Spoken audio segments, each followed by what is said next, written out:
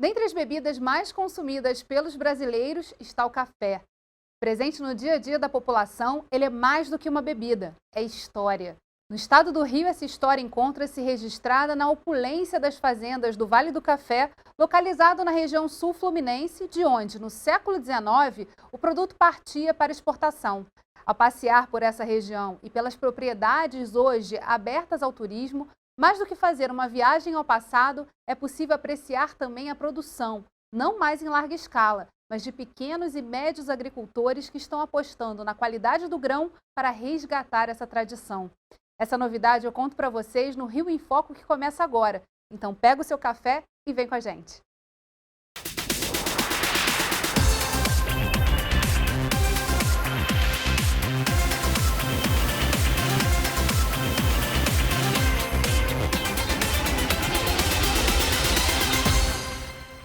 Para falar sobre as ações que estão sendo realizadas para a retomada do mercado de café no estado do Rio, os desafios e as oportunidades que esse setor apresenta, eu converso com o chefe da Divisão de Política e Desenvolvimento Agropecuário do Ministério da Agricultura, Pecuária e Abastecimento, Celso Merola, e a diretora executiva do Vale do Café Convention and Visitors Bureau, Luciana Delamare. Oi, Celso. Oi, Luciana. Antes de iniciarmos o nosso bate-papo, eu vou chamar a entrevista com o produtor Paulo Tassinari. Ele conta pra gente a importância do turismo como elo entre a produção do café e a história presente nas fazendas. Então, a gente tem algumas visões que a gente fez ao longo. E essa do mercado, da renascimento lá do turismo, do Vale do Café, eu fui uma das testemunhas. E eu vi lá, eles tinham as fazendas, né? Ali foi um pedaço da história nossa, uma história do Império, né? E dos barões de café, e eu via que as fazendas que estavam ali, né? Um ambiente, sabe, quase que abandonado, não tinha mais café nenhum, não tinha nada, começaram a querer promover historicamente tudo que aconteceu lá no passado. Eu acho que eles conseguiram, sabe, resgatar, fizeram pequenos mini projetos produtivos de café e alguns estão funcionando muitíssimo bem.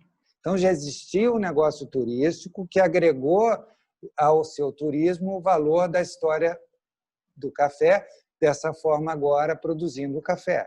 O que eu estou vislumbrando é esse outro lado de parcerias e de mostrar que existe um outro elo que é produtivo e que pode se tornar turístico. É o inverso da moeda que eu estou querendo mostrar. Existe uma conexão tanto do comprador daquele produto ao produtor daquele produto. E eu acho que é o turismo que pode fazer isso. Aqui no Rio, acho que a gente tem que valorizar essas oportunidades que a gente tem, sabe, das pessoas que estão no nosso estado, de conhecer e de criar vínculos com os produtos que são fornecidos aqui. Hoje fica muito claro o que aconteceu, que foi um desenvolvimento, conseguiu-se aprender e desenvolver um produto de extrema qualidade, ou seja, chegou-se num patamar muito alto do que era entregue ao consumidor, no caso a cafeteria, mas nunca ninguém se preocupou em por que não isso chegar na mão do consumidor final. Então, assim, era uma qualidade muito boa, muito interessante para ser colocada num intermediário, que era a cafeteria, e esse cara, sim, iria comunicar para o consumidor final. O café é algo que depende de muitas mãos, ele depende do produtor, ele depende do torrefador, ele depende do consumidor final. Então, se o consumidor final não se conecta com isso tudo e não coloca a própria energia dele ali, a mágica não se completa. Luciana, o Vale do Café Convention Bureau foi recentemente criado justamente para vender esse roteiro, né, que na verdade é de uma região do estado do Rio de Janeiro, em termos turísticos. Qual é a agenda de vocês hoje? Qual é o tipo de trabalho que vocês fazem junto tanto aos produtores quanto também a todas essas fazendas históricas e outros hotéis que tem na região? Pois é, Geisa. Eu, quando entrei no Convention Bureau, ele tinha pouco mais de 6 meses da sua fundação. é um Convention Bureau muito recente, um dos mais recentes do país. E o maior desafio talvez seja a gente trabalhar um cluster turístico que é mais abrangente do que o que habitualmente acontece no Bureau, que é trabalhar um território só. E nós trabalhamos 6 territórios. E a primeira grande missão nossa foi entender o que essa região possui, aquilo que tecnicamente a gente chama de inventário da oferta turística, né, ou IOT, mas de uma forma muito mais dinâmica, entendendo mais a questão das vocações econômicas, das vocações regionais, culturais, enfim, e também fazendo um levantamento daquilo que se tem como manifestação de cultura imaterial e trazer, na verdade, a região que aparentemente parece que vive do seu passado para o presente e o futuro. Então, eu acho que no meio da pandemia, nós nos vimos numa situação super desafiadora, porque a gente precisava continuar o nosso trabalho, continuar, na verdade, motivando, incentivando os associados, nossos empresários, a verem uma luz no fim do túnel, vendo que o trabalho estava sendo feito, apesar, né, da pandemia ter sido um momento agudo, né? A gente tenha parado tudo durante um período aparentemente sem previsão, né? Sem limite, e aí a gente começou a fazer parcerias técnicas, e foi esse, eu acho que foi a grande sabedoria que a gente conseguiu ter, a grande clareza que a gente conseguiu ter durante o início da pandemia, que foi o seguinte: se a gente não vai conseguir fazer promoção turística, tanto regionalmente, ou nacionalmente, ou internacionalmente, que pelo menos a gente consiga entender muito bem quem está já fazendo alguma coisa pelo território. E nós começamos a fazer cooperações técnicas com entidades no nosso estado, e, claro, cada um dentro da sua temática, dentro da sua expertise, e eu acho que esse foi um ponto muito importante para a nossa região ter trabalhado dessa forma, em rede. Celso, em relação à questão do café, né? A região do Vale do Café, na verdade, ela entrou em decadência, junto com a decadência econômica, houve a decadência da produção. Então, a gente não tinha mais histórico de café sendo produzido ali naquela região. Como é que foi o trabalho de resgate dessa produção e o olhar, né, para um produto mais especial, mais bem trabalhado, de pequena propriedade, pequena produção? Qual foi a atuação do Ministério da Agricultura nesse processo? Então, essa região, né, quer dizer, a gente sempre viu ela como uma oportunidade de desenvolver o setor primário, né, a produção, conectado com outras, por exemplo, turismo, né, outras atividades. Infelizmente, a gente tinha uma dificuldade muito grande em trabalhar café no Rio de Janeiro, né? Essa região já foi a maior região produtora de café do mundo, né, no século XIX, só que foi feita de forma assim, muito agressiva, né? Então, hoje, quando a gente passa ali na região, você vê os sinais claros, né? Os morros pelados, né? A erosão, tudo isso, né? Então, da mesma forma que foi uma região extremamente produtiva, ela, junto com a abolição da escravatura e outras coisas que foram acontecendo, houve um esvaziamento brutal, né? De tal forma que ela ficou abandonada há muito tempo, né? Muitas fazendas foram destruídas, né? E foram recuperadas depois por alguns empresários. Então, nos anos 90, a gente teve alguns trabalhos com prefeituras locais no sentido de produção de mudas e tentar estimular o pessoal a voltar a plantar café. Só que isso não deu muito resultado, até porque o café do Rio de Janeiro era um café... assim, tinha assim, uma visão muito ruim do café do Rio de Janeiro, né? A produção de café commodity, ela no Rio era tratada de forma... Então, o café de péssima qualidade. Para você ter uma ideia, na classificação de café, o pior café é o café riado, né? Em homenagem ao Rio, infelizmente. né? E aí a gente sentiu que isso não ia ser muito difícil. Agora, já nos anos 2000, a gente começou a tentar retomar esse trabalho, né? Que, através de alguma conversa com alguns empresários e alguns fazendeiros locais, a gente começou a tentar retomar a produção de café. Até porque o Ministério da Agricultura está ali no Porto do Rio. Então, muitas vezes, grupos de turistas vinham pedir para visitar fazendas de café, né? Então, era constrangedor, porque tinham as fazendas, mas não tinham um pé de café sequer na fazenda. Muitas fazendas não tinham nem um pé de café, né? Então, era difícil negociar, ligava. Aí, a gente, com esses contatos, a gente retomou uma conversa com o auxílio do Senar, na época, lá de Vassouras. A gente fez algumas reuniões, criamos um grupo. Depois, a Bernadette, que é uma colega do Ministério, que tem experiência com turismo, veio trabalhar comigo e eu encarreguei ela de fazer essas costuras, né? Então, a gente fez uma série de reuniões com a sociedade local, inclusive com grupos representantes do movimento negro, de quilombos, né? Porque eu acho que a gente não pode dissociar nunca essa história da exploração de café na região, que era baseada no trabalho escravo, né? Então, isso eu acho que é uma coisa que, nessa retomada, a gente tem que pensar, né? De trabalhar com essas comunidades remanescentes, né? Discutir isso, a cultura que está ali, né? Na região, tudo isso. E quais são os municípios hoje, no estado do Rio, que produzem café? Então, a gente tem a região serrana do Rio de Janeiro, né? Que basicamente ali é a região de Nova Friburgo, Duas Barras, a região mais alta daqueles municípios ali, né?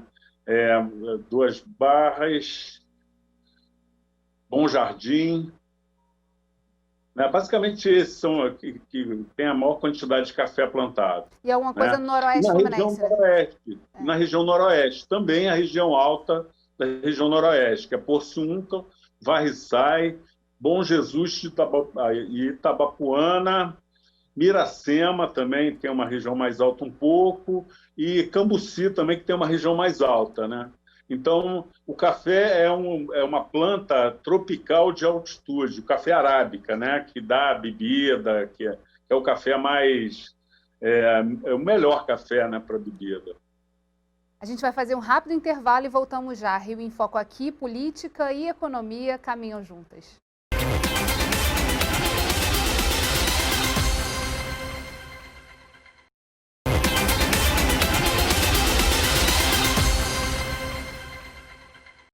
Mesmo com a pandemia, o consumo do café cresceu. Dados da Associação Brasileira da Indústria de Café, ABIC, mostram que, em março de 2020, logo no início das medidas de isolamento social, esse aumento foi de 35%. Luciana, além da questão do crescimento do consumo, do interesse também por essa bebida, a gente tem a realidade no Vale do Café da mudança que a pandemia trouxe para o turismo, né? Quer dizer, a valorização de um turismo mais próximo, o turismo rodoviário. Agora, no retorno, a gente recentemente fez um programa sobre a indústria hoteleira, né? E no retorno das atividades, ainda lentamente, porque a pandemia ainda não acabou, né? A gente vê a possibilidade da promoção de destinos próximos. E, no caso, o Vale do Café se apresenta hoje, né, a partir das mídias sociais, de todo um trabalho que vocês estão fazendo aí, como esse destino de curiosidade, né, de conhecimento da história. Como é que vocês estão aproveitando esse momento também para promover a região e, principalmente, conscientizar, né, os empresários da importância que tem investir nesse turismo local, nesse turismo próximo? Essa pandemia, na verdade, é uma grande oportunidade de reposicionamento de um destino que, na verdade, vivia num limbo, né? Nós temos a história, uma história muito importante, relevante para o país, mas esses produtos não estavam na prateleira. A gente costuma dizer que, para a gente conseguir consumir um produto turístico, a gente precisa, primeiro, identificar, né? Catalogar e empacotar e colocá-lo na prateleira. Então, esse é um processo que demanda também uma articulação coletiva, uma compreensão do território, uma compreensão holística, sistêmica do território, né? A gente não pode simplesmente pensar só nos aspectos comerciais, a gente precisa entender também todo esse aspecto cultural e o legado que fica, enfim. Então, eu acho que agora a grande questão foi nós termos feito um trabalho direcionado para segmentos turísticos específicos. Eu acho que é uma grande tendência a nível mundial, entendendo que, claro, existe uma segmentação psicográfica, né, que vai ter em consideração alguns aspectos que vão permear toda a existência de uma pessoa, de um ser humano, enfim, que ela pode voltar àquele destino inúmeras vezes e ainda não ter exaurido o potencial que aquela região tem para surpreendê-lo, né? Então, em várias fases da vida, a gente pode visitar um lugar e continuar achando esse lugar interessante, dependendo das experiências que nós estivermos procurando. Então, os 7 segmentos que nós estamos trabalhando no Vale do Café hoje são a questão dos movimentos na natureza, que hoje é uma necessidade. A gente percebe que o confinamento fez com que a gente tivesse um ímpeto, um desejo quase que involuntário de estar em contato com a natureza. Então, a gente precisa aproveitar essa oportunidade e, ao mesmo tempo, a própria preconização da Organização Mundial da Saúde é que a gente esteja em lugares abertos. Então, a gente tem ainda esse grande ativo no Vale do Café, que são espaços amplos, arejados, e ainda temos o segundo e o terceiro melhor clima do mundo na nossa região, que são as cidades de Miguel Pereira e de Mendes, dentro do território da atuação do Convention Bureau do Vale do Café. Além disso, a gente trabalha segmentos de Vale do Café romântico, que também é uma tendência a nível mundial, que é o Destination Wedding, e algumas agências já estavam trabalhando isso antes da pandemia. A gente espera que esse Vale do Café romântico venha para ficar. Grupos e família, quer dizer, a gente entende que existe esse segmento que precisa ser muito bem trabalhado, definido, negociado, as condições, enfim.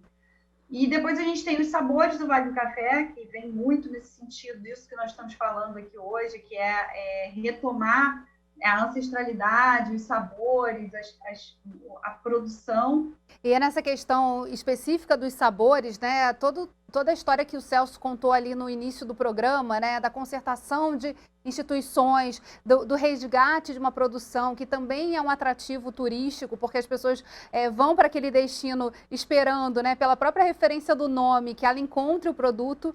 E você falou um ponto interessante no começo desse segundo bloco sobre a questão da prateleira, né? De identificar o produto, que é muito o trabalho que o Ministério da Agricultura faz, né, Celso? A gente entende, né, que as características do Rio de Janeiro, né, de pequena produção, né, é fundamental que a gente trabalhe essa questão das relações curtas, né, entre o consumidor e o produtor. Quer dizer, é uma forma exatamente de identificar isso, de valorizar esse produto, né? E o Vale do Café é perfeito nesse sentido, né? Está muito próximo do Rio, né? É perfeito para uma pessoa do Rio sair daqui de manhã, passar o dia no Vale do Café e voltar à noite, ou mesmo dormir lá e voltar no outro dia, né? E aí as oportunidades são enormes, tanto a questão que ela colocou muito bem, né? Quer dizer, de trabalhar toda essa cultura local, toda essa vivência que os moradores da região já têm com aqueles produtos típicos, né? São os doces, né? Toda a questão, por exemplo, a relação, infelizmente, que o produtor teve com a Mata Atlântica foi a pior possível, foi colocar ela no chão, né? Então, a gente tem um trabalho enorme para fazer hoje, né? Tentar retomar alguma coisa disso, né? Replantar alguma coisa, fazer trabalhos de recuperação de áreas degradadas, né? De nascentes, tudo isso. E aí essas frutas nativas, esses produtos naturais dali podem ser estimulados, né? E são formas de criar essa coisa que, infelizmente, a gente perdeu ao longo do tempo, né? Através desse capitalismo selvagem, né? De explorar, de ganhar o máximo possível. né? E a gente acaba esquecendo que é fundamental essa relação do homem com o ambiente, com o local, né? Então, eu acho que é possível, a região tem condições ótimas para isso. A gente não está livre também, né, de olhar para os desafios que promover um destino geram nessa organização e na própria infraestrutura local. Há uma demanda maior, por exemplo, por conectividade e outros temas. Aí, nessa perspectiva, para fechar esse bloco, eu queria perguntar para vocês dois, assim, quais são os desafios que vocês enxergam para que a gente consiga, por meio do turismo, viabilizar não só um resgate da história dessa região do Vale do Café, mas também a produção do café, dando suporte, né, para o turismo rural. Eu acho que nós vamos ter que enfrentar dois grandes gargalos que a gente sempre identificou no nosso turismo. O primeiro deles é a infraestrutura, como você mencionou, a conectividade, tanto do ponto de vista da conectividade digital, acesso à internet, a telefonia celular, quanto essa questão da melhoria das rodovias, da sinalização, tudo, a segurança, né? Porque esse ainda é um fator importante, e também a capacitação do setor, porque o setor precisa se preparar. Nós temos profissionais de topo muito bem preparados, mas a base da pirâmide precisa ainda de um olhar muito sensível. A gente precisa preparar quem está no front. Então, essa questão, acredito que esses dois aspectos da infraestrutura hoje, inclusive, um dos segmentos que a gente pode imaginar como sendo, que serão potencializados, né, nesse período de pandemia, seja o público do pleasure, que é o público que viaja justamente com a família e continua trabalhando. Ele consegue juntar o negócio, né, o trabalho dele, que pode ser feito remotamente, e o lazer, que a família também vai viajar com ele, ou enfim, ou ele pode ir sozinho e estar em outro lugar. Essa mobilidade que a gente está vivendo, né, de uma forma tão intensa agora. Então, essas pessoas vão precisar de uma conectividade melhor, elas vão precisar de uma internet que não falhe, ela vai precisar de um telefone que não falhe. Então, eu acredito que esses dois desafios precisam ser trabalhados e comatados. E você, Celso, quais são os desafios? Então, acho que a Luciana colocou muito bem, né? Quer dizer, essa questão dessa base que é fundamental, né? Agora, eu acho que uma das questões bases é o envolvimento das prefeituras, né? Eu acho que, infelizmente, a gente tem uma coisa no Brasil que todo político que entra acabar com o que o outro fez, né? Quer dizer, acabar com aquela história anterior, né? A não ser que tenha alguma ligação política muito forte. Caso contrário, ele abandona os projetos do outro setor. Aí muitas coisas que começaram param, né? E a agricultura e turismo precisam de trabalho a médio e longo prazo. São coisas que a gente tem que ter uma visão de futuro, né? Infelizmente, a gente, por exemplo, está passando por um momento eleitoral agora, a gente fica super preocupado aonde a gente conseguiu caminhar, que não haja um retrocesso, né? E também que haja um compromisso de quem vem assumir, que assuma realmente um papel de dar continuidade ao que foi feito, tentar caminhar no sentido de construir coisas, né? Sobre essa questão da continuidade, do papel dos poderes de uma maneira geral para dar suporte ao desenvolvimento desse roteiro, né, que mais do que turístico também é agrícola, a gente vai falar no próximo bloco, não saia daí. Rio em Foco aqui, política e economia caminham juntas.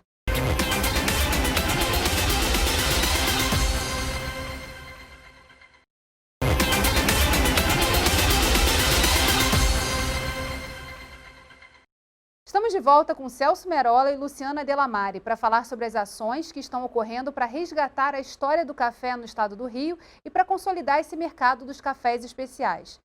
Falando agora especificamente dessa questão da pequena produção, né, do resgate dos cafés diferenciados, mais especiais, Celso, eu queria que você contasse um pouquinho qual o trabalho que vocês estão fazendo com esses produtores. Assim, você falou de dois roteiros, duas fazendas que já fazem uma produção aliada também à visitação, à experiência local de resgate histórico, mas eu queria que você falasse um pouquinho sobre como é que é esse processo de busca da qualidade, principalmente investimento nisso, né? Então, foi aquilo que eu falei no início, né? Quer dizer, que o café do Rio de Janeiro é conhecido como um café de péssima qualidade, né? O Tassinari é uma das pessoas de ponta nesse processo, né? Lá nos anos 90, ele assumiu esse papel de trabalhar qualidade em café, né? Era uma coisa que não era... A maioria dos produtores não acreditava, né? E ele fez um trabalho reconhecido hoje, né? Ele tem um trabalho fantástico na região dele. E esse trabalho, naquela época, a gente teve muita dificuldade. Então, a gente tentou formar classificadores, que era o papel... Como a gente recebeu o pessoal do antigo IBC, Instituto Brasileiro do Café, a gente tinha uma equipe muito boa de classificadores, degustadores de café. Então, a gente usou esses colegas, que a maioria já estava no final de carreira, né, para fazer treinamento. Então, a gente fez um treinamento grande aqui no Rio. A gente montou 2 laboratórios de café, um em Duas Barras e uma em Varriçai, né? Laboratórios do Ministério, a gente transferiu, deixou os cuidados das prefeituras, né?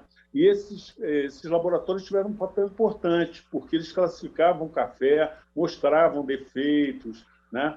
E aí todo o trabalho de extensão, que é fundamental, que a Emater faz, de passar informações para os produtores, né? Sobre cuidados, sobre plantio, cuidados com os manejos em geral, a pós-colheita, que é fundamental num café de qualidade. Então, essas regiões, 2 regiões, região serrana e a região do noroeste fluminense, são regiões que são ótimas para café, que são regiões de altitude, né? Como eu falei, o café arábica é um café que se dá bem em altitude, né? Já a região do Vale do Café não é tão alta, né? A altitude é menor, mas com cuidados especiais, né? Com plantio, com cuidados em sombreamento e tudo, você pode produzir um café de ótima qualidade, né? Então, é possível, né? O próprio Paulo agora ganhou um prêmio ano passado com um café lá da região de Valença, né? Então, ele produziu um café excepcional e ganhou o prêmio, inclusive, aqui no Rio de Janeiro, né? Então, a gente sabe que os cuidados são fundamentais para se produzir um café de qualidade. E é dessa forma que a gente entende a cafeicultura do Rio, né? Ela tem razão de ser nesse sentido. Porque competir com café commodity, a gente não tem condição, né? Nossas áreas são menores, com alta declividade, uma série de questões que têm que ser muito bem cuidadas. A gente está falando aqui de um diálogo, né, do turismo com a gastronomia. E aí, nesse sentido, Luciana, eu queria que você contasse para a gente também quais são as ações que estão sendo feitas para a promoção, né, da gastronomia local, e aí, no caso, a gente trazendo também a produção de café. Que tipo de ações vocês estão pensando e planejando para desenvolver no Vale do Café?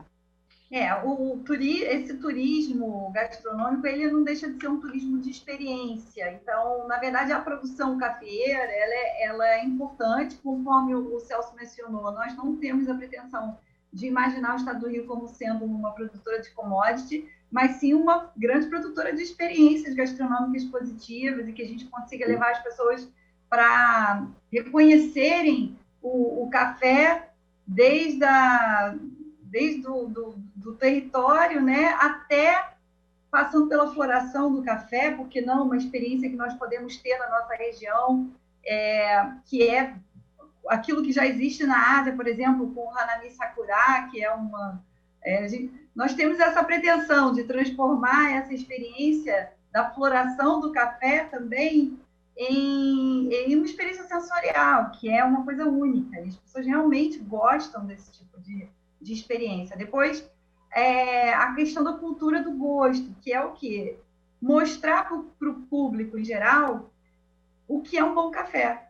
E nós ainda temos esse tabu. A gente consome um café, né, em grande escala, que não é um café de boa qualidade. Então, o consumo de cafés especiais precisa ser estimulado até por meio dessas experiências turísticas. Então, que eu vejo que algumas fazendas no Vale do Café já estão conseguindo fazer isso, montando suas próprias cafeterias, experimentando várias formas de se degustar, fazendo com que o turista experimente também o processo de colheita, de torrefação. e valorizando cada um desses processos. Agora, a gente assumiu como sendo estratégico também, e nós temos a alegria de também anunciar que nós estamos fundando a primeira comunidade Slow Food and Travel do Vale do Café. Então, eu acredito que esse seja um marco também para a região, no sentido de melhorar a experiência do turista, até mesmo do próprio cidadão local, onde ele também encontre esse sentimento de pertencimento e ele tenha orgulho desse novo momento do café no estado e que ele possa pensar nisso também como uma oportunidade de empreendedorismo. Nós hoje temos que pensar que essa roda ela está a nosso favor. Então, com a expertise, foi o que o Celso falou, nós podemos não ter o melhor solo, o melhor clima, a melhor altitude, mas que com a expertise hoje é possível sim encontrar oportunidades. E essa experiência do Slow também tem a ver com o cuidado que nós temos hoje em fazer agrofloresta, o café, já no Vale do Café, desses produtores, muitos associados do nosso Convention Bureau, produzem o café agroecológico. Nós temos, inclusive, um que é certificado orgânico, que é da Fazenda Aliança Agroecológica. Então, esses são os diferenciais. Então, a gente vai trazer a experiência do café para um outro nível, um nível realmente de expertise, de cultura do gosto, e o Slow só vem mesmo para, talvez, emoldurar essa experiência e, enfim, levar esse aspecto do estado do Rio de Janeiro para uma comunidade internacional, que é o nosso foco principal.